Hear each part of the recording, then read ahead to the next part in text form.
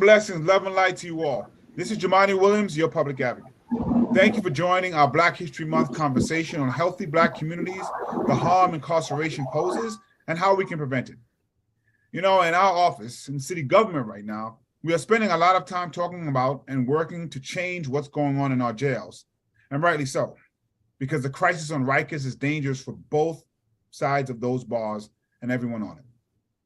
But today, in this conversation, I want to talk about everything happening off the island, preventing people from coming into contact with the system, alternatives to incarceration, and what comes after time is served in order to support both individuals and communities. When I was doing work to ban the box, I often said that people needed a fair chance, very likely a first chance. So many of our structures are designed as pipelines to the criminal legal system, whether with our deficiencies in areas like housing and education, or in our approaches to issues like substance use or mental health. Our city is full of paths that lead to contact with law enforcement. Instead of building these pipelines, we should be building up communities and support structures through methods like expanding mental health beds, funding overdose prevention centers, creating economic opportunity, and connecting people with deeply affordable, income-targeted, accessible housing. But if someone does come into contact with the criminal legal system, incarceration should and does not always need to be the primary or preferred solution. We should be maintaining our hard-fought changes to the system and pushing them forward, investing not only funding, but political capital in growing alternatives to incarceration and diversion. This is truly public safety. Incarceration is much more about punishment and far less about public safety. It has a deeply damaging effect on the individual, we know, but it also harms a home, a neighborhood, and the community. It creates separation, alienation, and lasting scars. We need to provide healing and help in each of these areas. So if someone does face time incarcerated or otherwise impacted by the criminal legal system, it is important that supports continue when the sentence ends, whether through creating job programs or removing unnecessary barriers, as we did with the Fair Chance Act. We can ease transition and limit recidivism. That keeps all of us safe. Thinking about community safety in this way goes against many of the patterns and trenches dug through decades of failed policies and philosophies. It takes a conscious effort to shift these patterns and produce public safety in a new, more effective way. And I'm glad to have so many people joining us in that work to reimagine and recreate systems for safer, healthier communities. Peace. Well, thank you, everyone. I'm glad that we started off with those words from our New York City public advocate, Jamani D. Williams. Thank you, everyone, for joining us this evening. We have a wonderful panel. This is our Black History Month panel, and the focus of our Black History Month panel is on building healthier and safer communities. And I guess we're taking a route that some would not say is like a classic route, but we're speaking about the criminal justice system. And the way that we're speaking about the criminal justice system right now is thinking of ways and structuring it in a ways that we can make folks avoid the parts of the criminal justice system that have the most damaging and lasting effects. So what we're trying to do is avoid, namely like incarceration. So what we really need to do that is to just focus a lot of energies on what happens to folks when they're not incarcerated anymore, and to prevent them from returning. And then also just, if at all, we can prevent folks by coming up with creative alternatives to keep them from even entering into like jails or prison facilities. So I'm not going to do too much talking in the top end. So I just want to kick it off and let our panelists introduce themselves. But I'll just intro first to Ms. Alana Sivan. And if you could just go ahead and just introduce yourself and tell us what you do, what brought you to this work. Hi. Thank you so much for having me. So hi, my name is Alana Sivan, pronoun she, her, hers. I'm the New York State Director at Forward.us. We are a bipartisan policy organization that works to advance policies that decrease incarceration in our country. What brought me to the work? I used to work as a public defender, and seeing and experiencing the very deep structural racism embedded in our criminal legal system, and how it really just acts as further punishment for all of the failures of our public health and public safety systems outside of it, really drove me to want to work in policy and create solutions. So that's what brought me to it. Thanks for having me. Thank you so much, Alana. And also, I, of course, neglected to introduce myself. Once again, my name is Jeffrey Severe. I'm a community organizer at the Office of New York City Public Advocate Jumani D. Williams. I work on the Justice, Health, Equity, and Safety team. I also focus on making sure that we framed up the PAs talking and then kicking off to my first panelist. I forgot about myself. And all right, next up, we'll go ahead and introduce yourself, Ms. Anne-Marie Lewison. Thanks so much, and thank you to your office and the Public Advocate for the work that you all do in terms of advocacy. So, my name is Anne-Marie Louison. I work at CASES. CASES is a New York City nonprofit that provides alternatives to incarceration services, as well as a lot of mental health treatment services for individuals who are involved in the criminal legal system and services for youth and young adults. And so, what brought me to the work is that I immigrated from England. I'm from the UK. And my first job in New York City was actually in a state hospital, Manhattan Psychiatric Hospital on Ward's Island. And it was really just very interesting and worrying and troubling to me that everybody that was admitted to the psychiatric hospital either came from jail or from prison. And so the psychiatric long-term hospital was not actually available to community members. The majority of folks who were coming in were coming from jails and prisons. And that sort of got me interested in the notion of the criminalization of mental illness. And so I've been fortunate sort of 23 years ago to come to CASES to start the first alternatives to incarceration program for people with serious mental illnesses in New York City called the Nathaniel Project. And so that's how I sort of happened to be here. Now I'm on the back end, not doing the direct work, but supporting staff at CASES to understand how we're doing our work and our sort of impact and our outcomes, and engaged in strategy around how we can really reduce the footprint in New York City of the criminal legal system. Thank you. Thank you so much, Anne-Marie. You mentioned mentioned the idea of like the substances and behavioral health piece. And I and the Public Advocate visited an overdose prevention center just yesterday. And the intersection between unhoused folks and mental health, their serious mental health illnesses, and just being unhoused, it's too repetitive. But okay, kicking off, I'm gonna go ahead and ask Erica Ravine if you could go ahead and introduce yourself and what brought you to this work. Good evening, everyone. My name is Erica Desravines. I am the project director at Brooklyn Justice Initiative. We are a project under the Center for Justice Innovation. Collectively, we provide research and we do research and evaluation. We provide direct services and programming, and also we have a TA branch that provides training and expert assistance to other jurisdictions and organizations that are interested in doing a lot of the justice reform work that we are doing here in New York City. What brought me to this work, I can say it was just seeing firsthand the disparities that exist in the community, specifically in my community. From here, I have seen what it looks like when people don't have the same access to economics, to health, to mental health services, to education, to economical advancements, and the manifestations of this lack of access. I've worked in the social service field my entire career.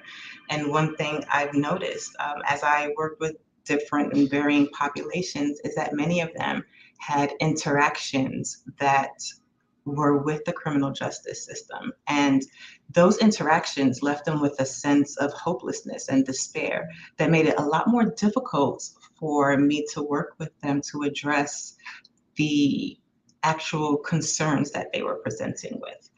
So it just made sense to take a different approach and work with the criminal justice system to do a warm handoff of individuals back into the communities to address their presenting problems.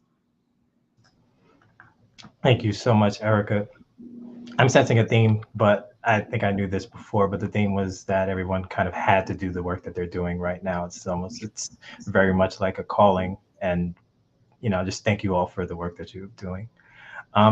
Next up, I'm going to kick to Ms. Ariel Reed to go ahead and introduce yourself and just tell us about how you came here.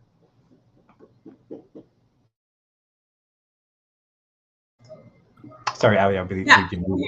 Thanks so much. My name's Ariel Reed, pronoun she, her. I am the supervising attorney of the Decarceration Project at the Legal Aid Society. So I do work around bail reform, decarceration policy, just trying to get folks free. And the thing that brought me to this work is less of a what and more of a who, or multiple who's. So my great grandfather, Peter, is one of those who's. In 1860, he was 19 years old, and he was, along with his father, my great grandfather times 4, listed as property in the probate record of a man named James Torrance in Cornelius, North Carolina. His parents and grandparents, also my ancestors, were enslaved on plantations in South Carolina.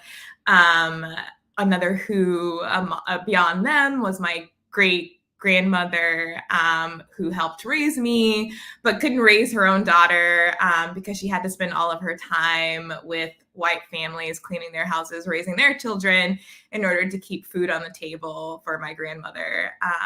And these are the folks who stories, live on with me, and whose lives influence my work and my drive and my passion for this.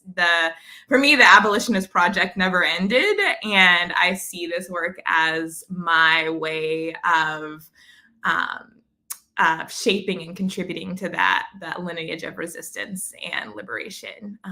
So, like you mentioned, it's not really a choice, more of a calling, and I'm really happy to be in conversation with y'all tonight. Thank you, and just thank you so much for just allowing us to get a peek into like that legacy that you clearly like is so important to you and you're building upon. And I know that your ancestors would be proud of the work that you're doing right now.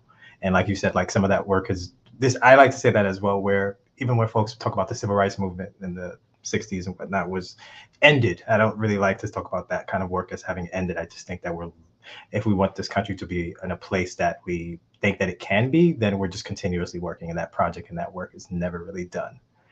I'm going to switch gears just a little bit here and go specific with questions for folks. And I'm going to kick it off with you, Alana, first off.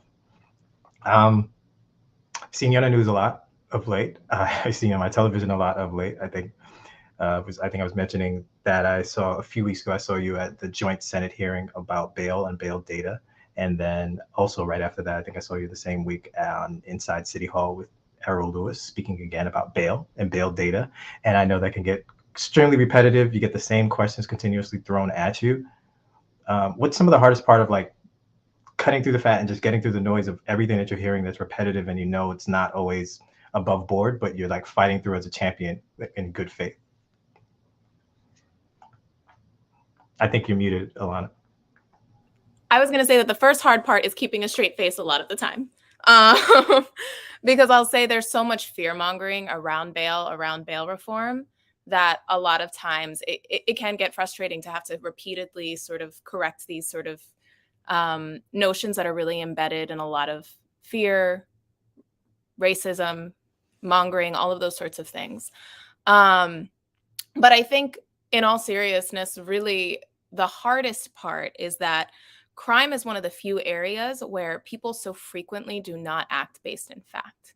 Like it's a very emotional topic, especially for somebody who's, been a victim of a crime, or somebody whose family member has been affected by crime.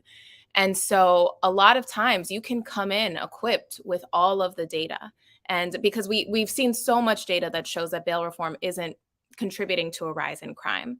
And in fact, in many ways is making people safer, because when people aren't incarcerated simply because they don't have enough money to pay bail, they then have the opportunity to be able to be with their families and to help their kids in school and to go to work and put food on the table for their family.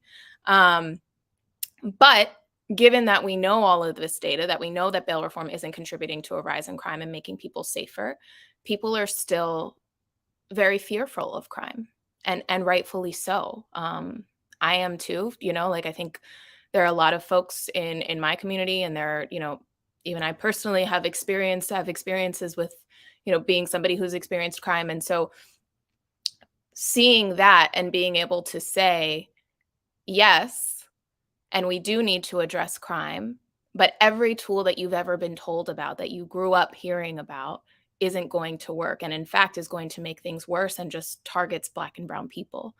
That's a difficult conversation to have, because so many people grow up thinking that jails and incarceration are the only ways that we can address crime. And we have too many structures and government administrations that they only turn to those tools as well.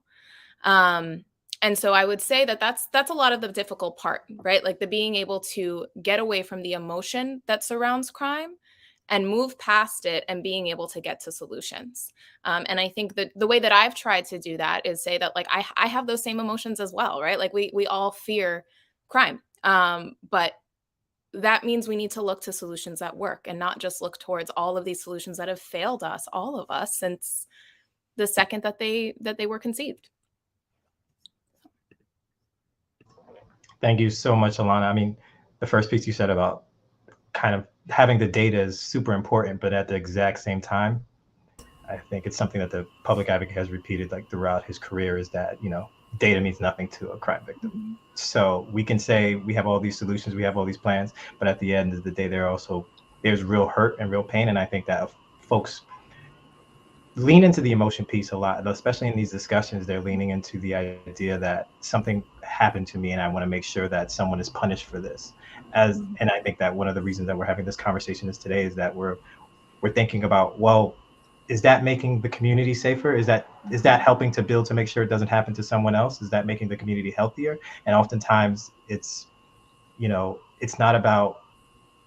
the idea that folks who are involved in crime, there's a reason why they're there. And there's also, if you offer alternatives and you can kind of bake that in, then they would have no reason to commit the crime. So there would be no one who's having to experience it themselves. And Jeffrey, I'll just say one more thing too, if that's okay. Absolutely. And I think too, and I experienced this when I was in public defense and with people I know who have experienced crime, been survivors of crime. People would rather another alternative. Most people, and victims would rather an alternative that didn't involve punishment and incarceration, because even those tools often don't prevent it from happening again. And they don't actually do any healing, and often take agency away from the person who has been harmed, because it's all about what this other institution decides is the right solution. So I think that's why I'm really happy that we're having this conversation, because we're talking about all of the solutions that are community-based and that should be community-based. Yeah, I think, again, emotions and punishment, like you're highlighting, is that there are actual alternatives that can help folks, but we kind of tend to lean into some pieces that are not always the most productive. Anne Marie, I want to just kind of switch over to you. And in researching this panel, the Nathaniel Project came up, and I'm a bit embarrassed to say I'd never heard of it. And then I realized it was something that was kind of nationally known, that was a leader in the field. I was so honored that you actually accepted your invite to this panel so seamlessly after I cold outreach to you. And I was like, oh man, if you would have said, after seeing this, if you would have said no to me, I would have totally gotten it. But can you just talk to us a little bit just about what the Nathaniel Project is, how it came to be, and how it just helps support folks? Cool. So the Nathaniel Project, the idea actually came from an advocate, and I think that's just really important. Like Heather Barr, I suppose it was like 1998, 1999, was suing New York City because of the way that people with mental illnesses were discharged from Rikers Island. And so back then, sort of what happened is that regardless of who you were, whatever your needs were, if you were someone with serious mental illness, at 3:00 in the morning, you were sort of discharged from Rikers Island and given, back then, do people remember, a bus token? And you were let off on the bus from Queens Plaza. And while you were at Rikers Island, you could have been somebody that was receiving psychiatric treatment, you were prescribed medications, you had therapy, you were seeing a psychiatrist. And so Heather was able to sue New York City successfully. And part of her argument was that actually Rikers Island was the biggest psychiatric hospital in New York City. That remains true today.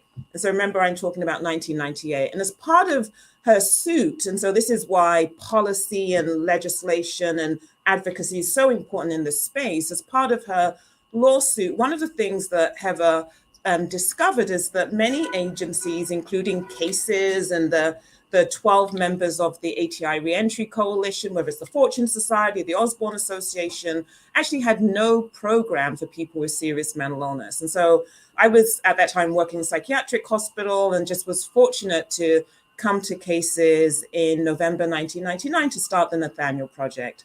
Today, the program is an assertive community treatment team. And assertive community treatment is very important when we think about sort of Black people, brown people, and people of color. And I'll share why I believe this and why we believe this at CASES.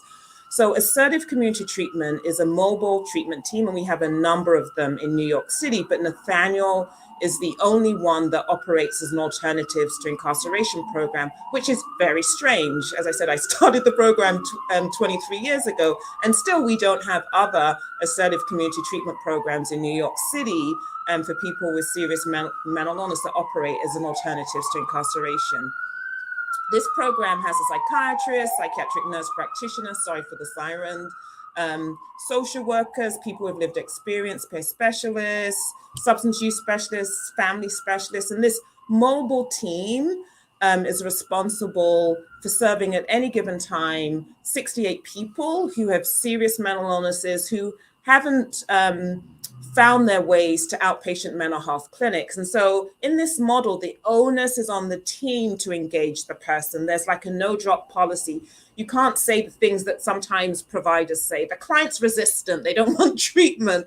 The model of assertive community treatment is based on the notion that the team is responsible and the team is focused on engaging this person. And so the team wraps around the individual. And the reason why we at CASES believe this is a really important model as we think about the mental health treatment for people with serious mental illness who are people of color, is because the team goes out every day. They go into the community. And so it becomes like natural that the person can get access to the treatment services. It's no one in an office waiting for the client to come in and then saying the client didn't make it. They're resistant and, having no understanding of the barriers. If you're going into someone's home, if you're going into the community, first of all, you're going to understand what their needs are better. You're going to understand the strains that they have.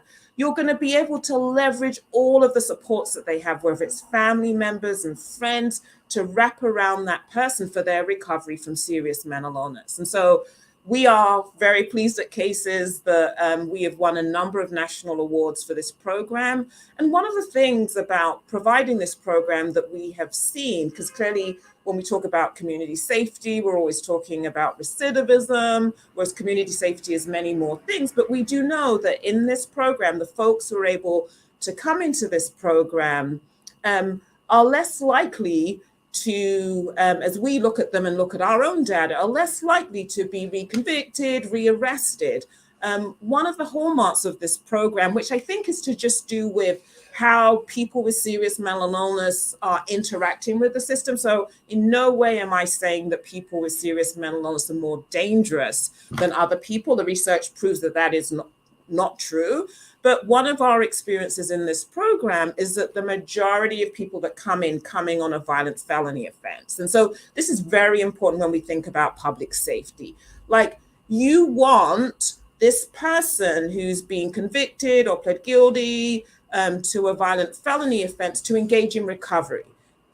One of the hallmarks of Nathaniel is that clients, after they have finished their court mandate, stay with us. Like, that is public safety, when that person with serious mental illness continues to engage in treatment with no mandate. And this is very important because the system that we are increasingly having is that we believe that the only way that Black and brown people and people of color can engage in services is with a mandate. This is very important when we talk about community alternatives and alternatives to incarceration. We have to increasingly in our city find pathways where the service is available and people can get that voluntarily. Otherwise, what we're doing is we're taking incarceration and making it community corrections incarceration. And this is not an appropriate thing for us to do.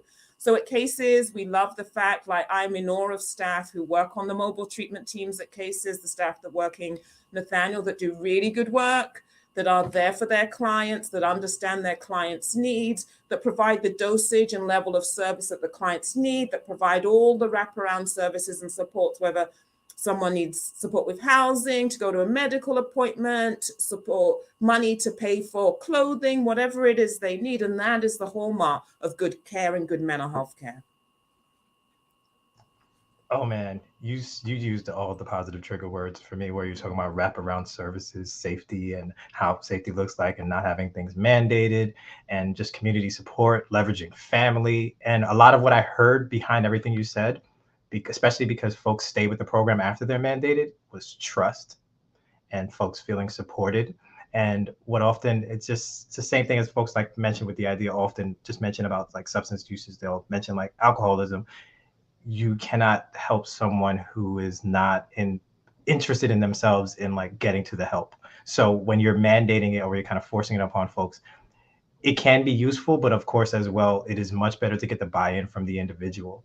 And I just really love the idea that you all have like such a support, and an increasingly sounds like just trust kind of like governs your work, and the idea of like outreach, because I think when folks repeat it, like it could be about 10 or 20 times, you could go reach out to the same person, and they won't, that first time it'll be like a frosty, it'll be a frosty reception, but like that 20th time, they're like, what's this person over here doing? They still over here? And like that little crack of the ice, that little patience is what makes everyone around us safer. And I just think that we need a lot more of that. Just love to be able to scale that up as well. Let's go on over here to you, Ms. Desramine. You introed yourself. You mentioned you work for the Center for Justice and Innovations. And I've known for years for the Center for Court Innovations about so many different radical and interesting approaches to what we're doing in New York City, and partnering with like the Kings County District Attorney's Office. But recently there was a name shift. It was a name shift over here to the Center for Justice Innovations. And how does that impact you and your work over here at the Brooklyn Justice Innovations? Sorry about that. Brooklyn Justice. So the name change to Center for Justice Innovation is really a lot more of a public acknowledgement and a commitment to the work that we've been doing for over 25 years.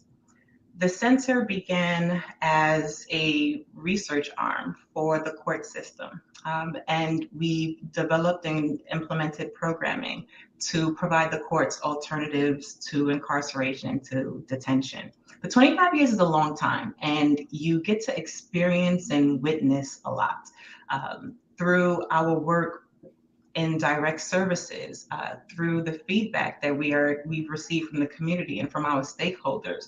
We've been able to address a lot of the feedback we've received head on.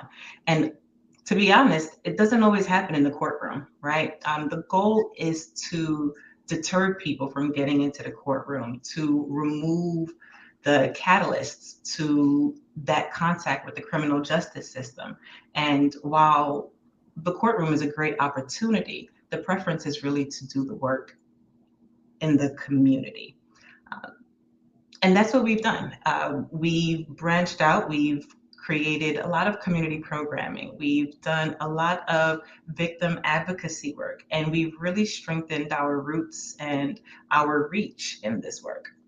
So we've done a lot more than just innovate the court system. And we wanted to be able to share that and show our stakeholders and the people that we are working with exactly what that looks like. So at BJI, we're empowered by that, right? We received the support from the center from our inception. We're able to go to the center with ideas. We're able to leverage the relationships that we've built with our prosecutors, with the defense bars, with community organizations to really connect and link our participants to services in the community. We've been able to identify needs through many of the assessments that we do, whether it's the felony alternatives to incarceration program, the misdemeanor alternatives to incarceration program, or reset, or pretrial supervision, and reach out to our partners and say, hey, this is what we're seeing and we want to address it. Let's sit down, have that conversation and address it. And this is what we've done. Our goal has always been and will continue to be to make these connections to the services that people need in the community as seamless as possible. So that way they have the increased likelihood of remaining in the community and not having to interact with the justice system anymore. We want victims to be heard. We want communities to feel supported. And the way to do that is to really walk hand in hand with others who are doing the same work as us to make that possible. So you can look forward to hearing and seeing a lot more of BJI and the center in the community, and for us to continue trailblazing in the courts as well. I saw a switch kind of flip in you once you mentioned BJI. You went to the acronym. He was like, yeah, we're about it, and we have a lot of things ready and coming. I love to hear that. And you know, I think even myself, believing myself to be a person who's like really out there and seeking for justice. And I think that everyone on this panel would agree that they're all like kind of working towards justice in a more perfect world.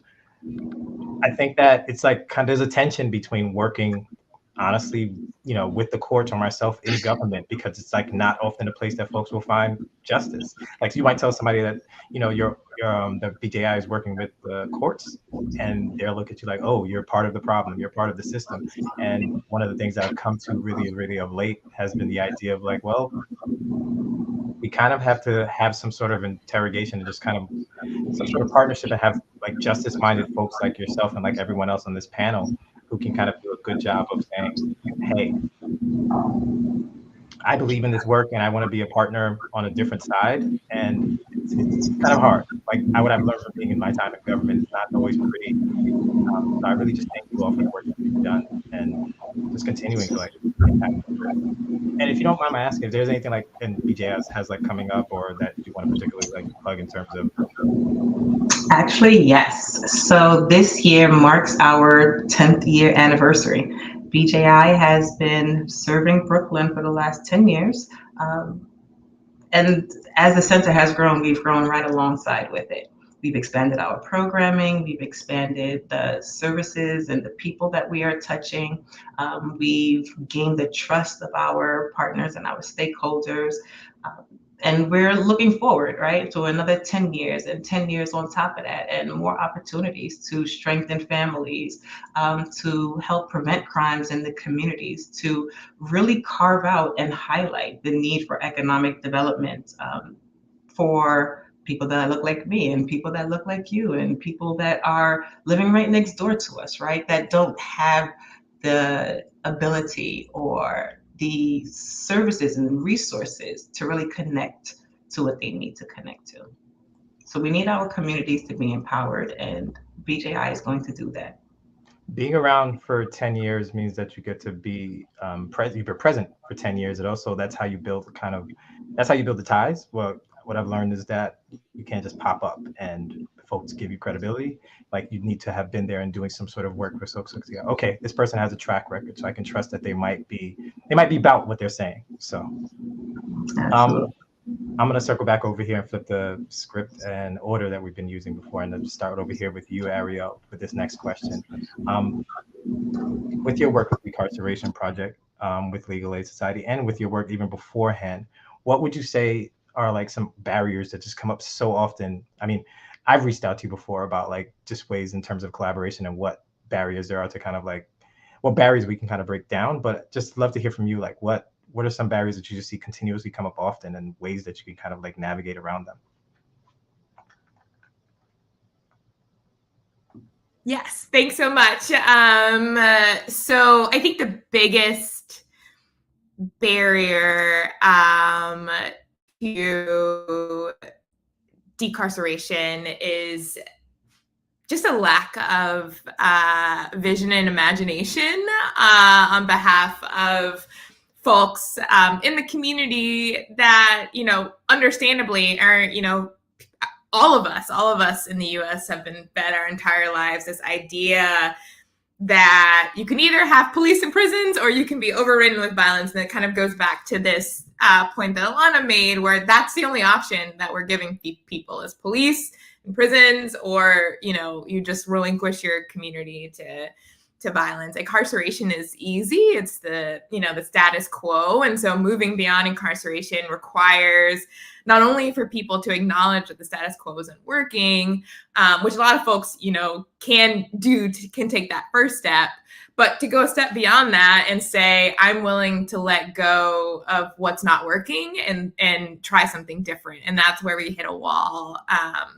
in actually moving forward and envisioning alternative realities to what we see. And what we do know is that incarceration, even one day in the context of our work, we're talking about pretrial detention. Even one day of pretrial detention can completely destroy not only an individual's life, but destabilize a family, destabilize a community.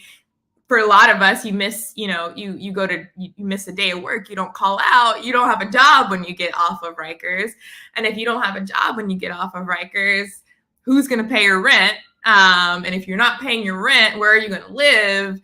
If you don't have anywhere to live, then, you're out on the street.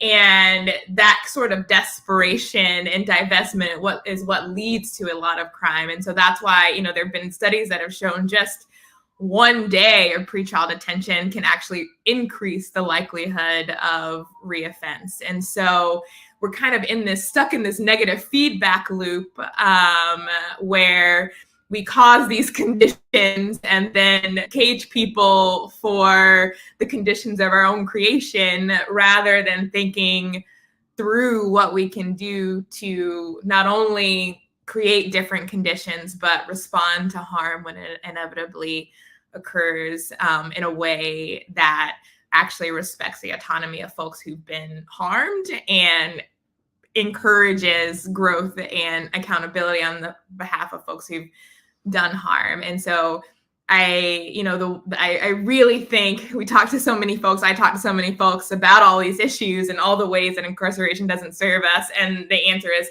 okay, yeah, but now what? So what is your solution? And I think having folks engage and wrap their arms around this idea that we can keep each other safe, we can keep our communities safe. We should be demanding from our elected officials and our advocates investments in the proven solutions to reduce crime, and let go of things that don't serve us. I think if we can get folks on board with that as a wholesale measure, as opposed to the fear and the emotion that Alana mentioned, it kind of drives all of our discourse in this area, we can really change the world. And that's the fight. That's the goal. Thank you so much. You said two I words that really kind of hit home when you were speaking about investment, which is that I think that's what we're really lacking. We're especially when we're warehousing people like you're talking about, like in a place like Rikers, we're not investing in people. We're not investing in the social services and the supports that can make it so folks are not in a place where they're desperate and they have to do something that's criminally involved, and it puts them in a bad place. And then when they get out without the supports, then you're making a cycle now. And then that also impacts their children, that impacts their mother, that impacts their community. And it's just a vicious cycle. And I love that so much. And when you said we believed you could make a better world, and you were you mentioned the word imagination, I'm like, that's what a lot of us are kind of lacking. And a lot of folks are lacking, where they think that the way it is the way that's continue to be. And we have to find structure. We have to just continue along the way and nibble at the edges. And no, it's going to take far more imagination. So thank you for those beautiful words. I'm going to kick it over to you, Erica, with kind of the same vibe of what are the major barriers you're seeing in your work, just continuously that are just having you maybe deal with the same folks, or just having everyone you see having a similar case? So I think we've, directly and indirectly touched on some of the stigmas and some of the barriers that lead to this cycle of incarceration, that lead to this cycle of unhealthy communities. And it's the fear mongering, right? It's the stereotypes of certain communities. It is relying on the prison system to provide mental health first aid or any type of treatment at all. It's people not feeling comfortable or supported when they don't feel like themselves or when they are suffering with the onset of symptoms, right? And then there are the professionals, right? The experts who always have the answers that stem from their specific disciplines. There's this eagerness to address the problem. There's this eagerness to solve the problem. But if we're not able to have these conversations with people from other disciplines, whether it's, the medical center across the street, whether it's the housing advocates down the block, whether it's, the local bodega or corner store where, people go and they have conversations and they're able to utilize resources. We're not taking a holistic approach. So we are trying to solve the problem from one angle, and all we're doing is pushing it in a different direction. We need to be able to come together. We need to be able to humanize the work that we are doing collectively so that we're providing a holistic approach to the people that need it, so that way they can stabilize and then help us to support the rest of their community. You kicked off with that keyword of like stabilizing folks. And I love that you mentioned the bodega as kind of a cornerstone to community, because I think like a place like the bodegas, the laundromat, the barbershop, these are places that folks, even the whatever places that in the community that folks are gathering and freely having conversation. There's folks who linger in the bodega or any of these places all day because they feel safe there. And folks who feel safe enough to express themselves and folks who feel safe enough to ask for aid in certain ways, that's how we build the safer and healthier communities. And yeah, it's just increasingly difficult when folks kind of think that they have the answers and not being collaborative. And I think that's something that's really impetus that kind of boxes in a bit. But I know that with folks like this on this panel right here, I can hear in your tone that everyone here seems to be in like collaborative mode. And I think that that's what we actually need. And that kind of goes back to what Ariel said about having like imagination. You have to imagine that you don't know the answer and that someone else has it. And maybe your role is to support them in getting to where they need to be. Anne-Marie, if you could just touch on that as well, like some of the barriers to the works that you see and like. Yeah, so I think that if a staff member who worked at Cases was to answer this question, I'll try to channel a staff member doing direct work, that they would describe the comfort that we have with homelessness in this city, as just such a significant barrier. Because it's like if you don't have a place where you feel secure, it's actually hard to recover if you're someone experiencing addiction or substance use or serious mental illness. It just is. And so it is, when I did direct work to now, it's harder as our staff are doing their work for folks to access housing. And this is just, and we're comfortable with that, aren't we? We're also comfortable that people live on the streets. We're just comfortable with that. And then we're afraid of the comfort because we're afraid of the people living on the streets. We're actually comfortable. And so I think what Ariel said in terms of imagination, like I just don't believe in reforms. Reform is tinkering, like literally, it's you're tinkering around the edges, like transformation. We really have to envision something that is transformative of what we're doing, because otherwise then you're in the system and actually you're actually colluding with the system. You're reinforcing the system, all of these horrible things as you're doing good work. And so it's an interest, but if our staff were to say, like, we're just comfortable that people can be homeless for decades, and that's their experience of living in New York City. Just thank you for that. I think that in this work, especially in this justice work, what you see is that, especially even in this office when we're working, every single problem, every single issue that folks are facing is like kind of always something that's across field, because we have like justice, we have housing, we have a infrastructure unit, we have an education unit, but I understand that housing underpins every single one of those pieces, and it causes desperation. And it also, you can't follow up with your care if you need mental health support. Your child can't go to school if you don't have a particular home, and it makes it much more difficult. We have so many children in this city who live in homeless shelters. Like, it's just extremely destabilizing, and you just want to support. And absolutely, you're right. Like, just housing is something that really, really just is the ground which with everything else would be built on. Alana, could you go ahead and like just tackle the same? Sorry, you muted. I'm so bad at unhitting that mute button. I'm so sorry. Ariel, something that you said really hit with me, which was you were talking about this idea of needing for people to wrap their arms around a new vision. I didn't say it as well as you did, but around those lines. And I just keep thinking about the fact how every year, despite, again, all the data that shows the harm of mass incarceration and how it doesn't keep us safer, whenever there's a concern with crime, it's let's go back to that solution. Like right now, we're having our third fight about not rolling back bail reform. Third time. They already rolled it back twice. Meanwhile, all these studies came out showing it didn't result in a rise in crime. The rollbacks didn't make crime go down, but they're going back to that again. And when I say they, I don't just mean lawmakers. I also mean people who are thinking about crime, people in the media. We recently just put out a report that talked about how there was a record high amount of stories connecting bail reform and crime, falsely doing so, and both of those, and that happened right before 2 rounds of rollbacks. And it has me thinking of, what if every time, for example, that there was a story on some incident that happened, some crime that happened, rather than saying, oh yeah, and bail reform happened too, which is what a lot of media outlets do. What if there was instead a component that said, oh, and this person didn't have access to this resource. Oh, and this person didn't have access to behavioral health care.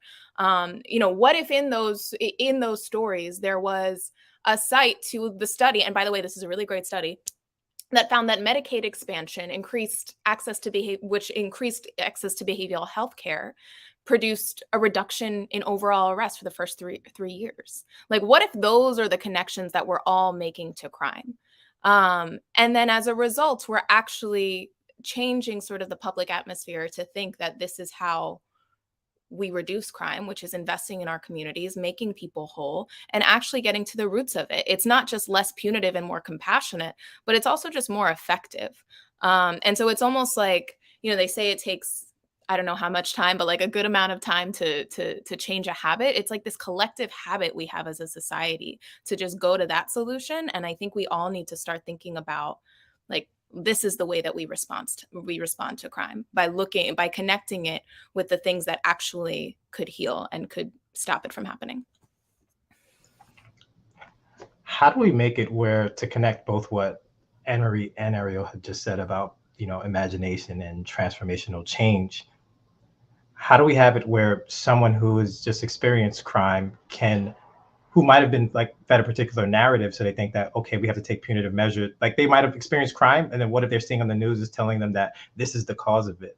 Like, how do you bridge that gap? How do you get them to understand, actually, the thing that you see on the news is telling you that this is the issue? I'm talking about the rollbacks as well.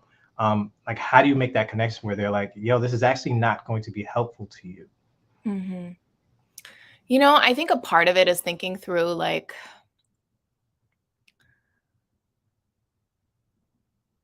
talking about the crime that actually happened, because by the way, there are all sorts of crimes that do happen that aren't prosecuted, that aren't part of the criminal legal system, including all of the crimes that happen behind bars, right? Like all of the people who are, who experience sexual violence behind bars, assault, all of those sorts of things.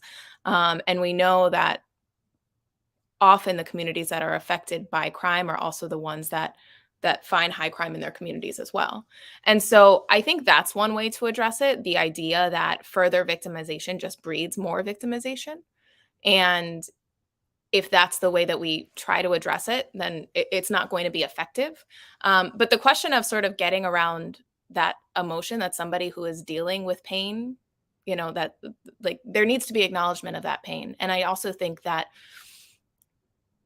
when we talk about what people who are traumatized by crime or violence want, like, sure, vengeance is one way that people deal with their pain, but I think most people don't find real healing comes from that, right? Like the person who harmed you could be behind bars forever, but that doesn't make you stop checking your door every day.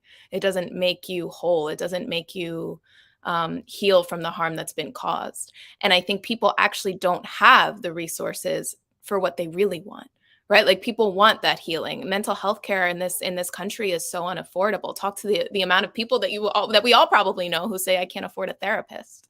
So I think the fact that it's so easy for people to be locked up, but so hard for people to get healed is really where we need to start. Like we need to start by saying, how can you heal you versus how can we perpetuate more harm to others?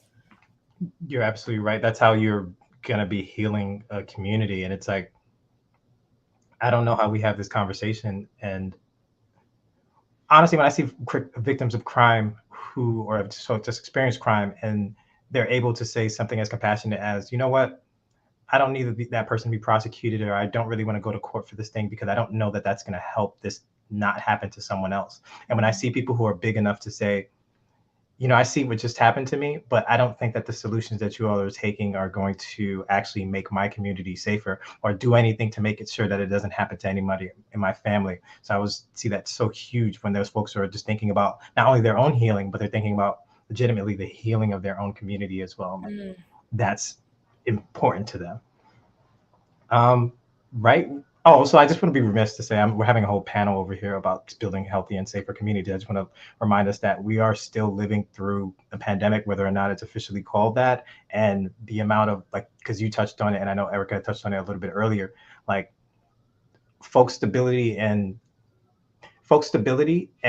being able to just kind of live a life that we call quote unquote normal, and just having access to the things that we used to be able to have access to.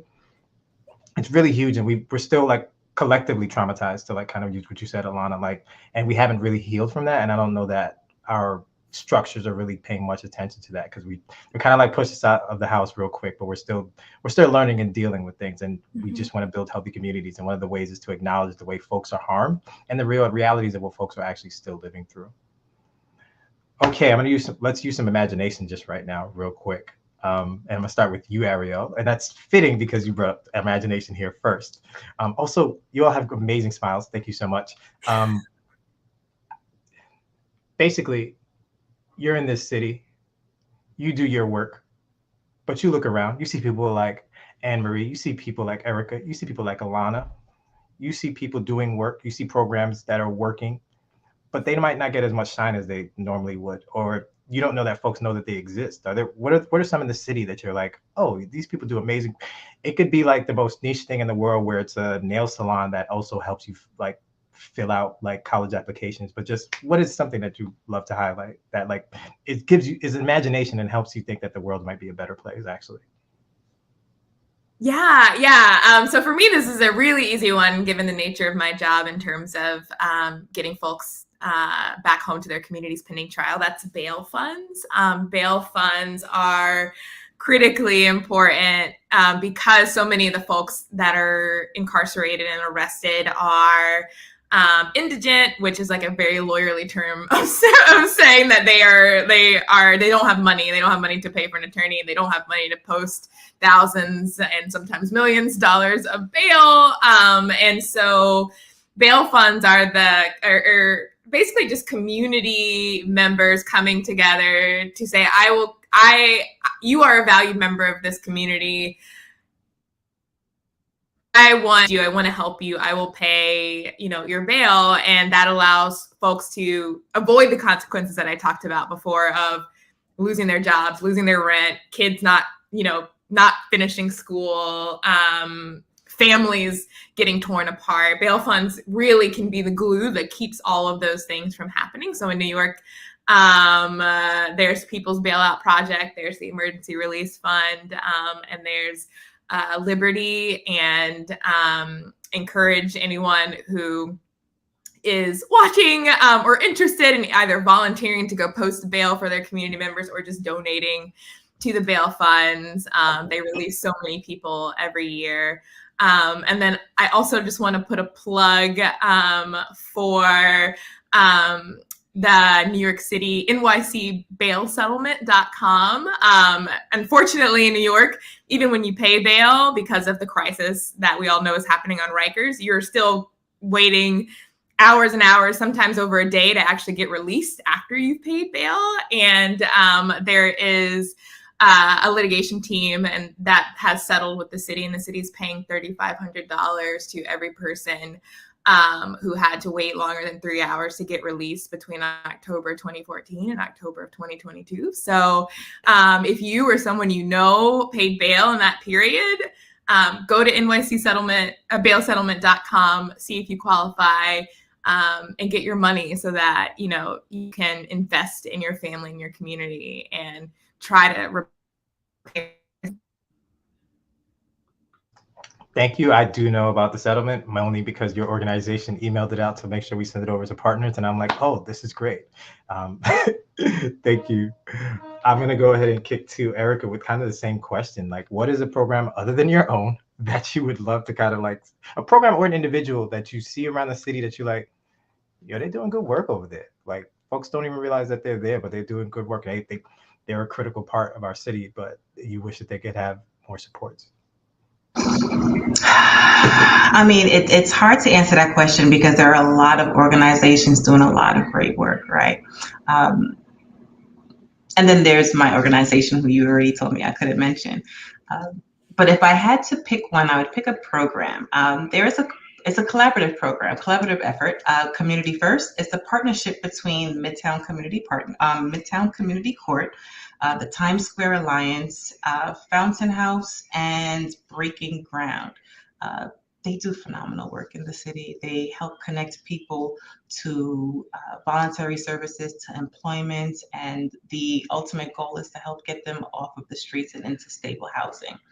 It's an example, going back to what I mentioned earlier, where people bring their expertise and their resources together to address a solution. And it's evident in this program.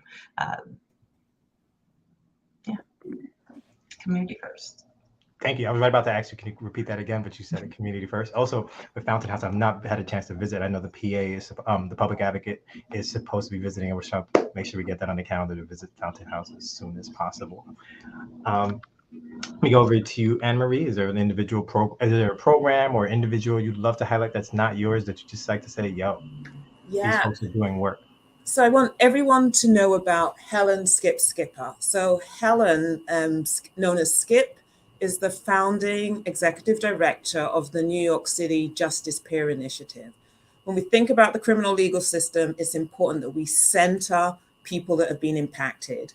They are the pathway to imagination and the solution. And so what Skip is doing is that she is leading the folks who have been impacted by the criminal legal system, who are peer specialists. So we have a lot of people with lived experience who are credentialed as peer specialists through New York State. She's working to ensure there are career ladders for those folks, because generally it's a level entry job. This is a profession. This profession is so important to us in changing the criminal legal system. And so I'm happy to share information afterwards, but it's just like Skip, and there's so many other people like this. We really have to shift. Like people like me, I don't have lived experience, need to get out the way and really ensure that people that have direct experience, have been in prisons and jail, that are recovered, that have, like, they are the solution to imagination and transformation. Absolutely want to make sure you prioritize folks who are directly impacted. I also want to make sure, yes, just absolutely every single time. And I think that I know what's just going to come out of this. We're going to make sure we try to share all of the resources that you kind of bring up here on our pages as well. Alana, do you have a org, program, individual that you think needs a spotlight shined on them? I can only choose one. Everyone else only gave one. I Okay, so what I'm going to do is say generally what I think is good, and then I'm going to highlight one person who does it. I see what you did. So I think generally, and it's very simple, I think the best sort of programs are the ones that give people access to resources without being patronizing about it and without strings attached. So like drop-in centers that have no judgment, or different sorts of programs that don't require people to prove anything. And I just think of, honestly, one woman in my neighborhood who is just constantly finding ways to give to people. Her name is Camille. She's a TA leader, and she's somebody who is constantly like hosting food drives, finding places for people to stay in her community. Like right now, I think she's helping find homes for like 10 young people. And every week is always giving out food to folks. And it's just a perfect example of just community taking care of each other. Simply because like we all see that we're all people and we all deserve compassion, and that in itself is, being a human being living and breathing is all you need to be able to deserve the resources that you need. And that's not the way that our society operates, unfortunately. So. I think it's extremely fitting that you were like, I'm going to name a general thing, but I'm also just going to name this person who's on the block and just doing work that is often self-funded. And like, I know I come from a family of folks who are just always supporting and helping folks, and they look at you, the idea of like applying for a grant confuses them. They're like, that's too much work. I'll just take care of it and give out it. I'm raised by people like that. So absolutely. It's supposed to wrap over here, but I just want to do just one real round real quick. And I think I want to start with you, Erica, real quick. I know this is kind of like a surprise, but with no limits, actually no order, anyone wants to jump in, but with no limits and no restrictions, if you could, I guess, head any agency and fully fund any agency or initiative, what would it be? New York City, New York State, the country, just something that involves you using your imagination. So again, just any sort of initiative or programming, not the ones that you mentioned, but different ones that you can, like you would be the head of, and you just got to do whatever you want with no restrictions, no real world imagination. I know it's a curveball, but it's been on my tongue ever since imagination came up.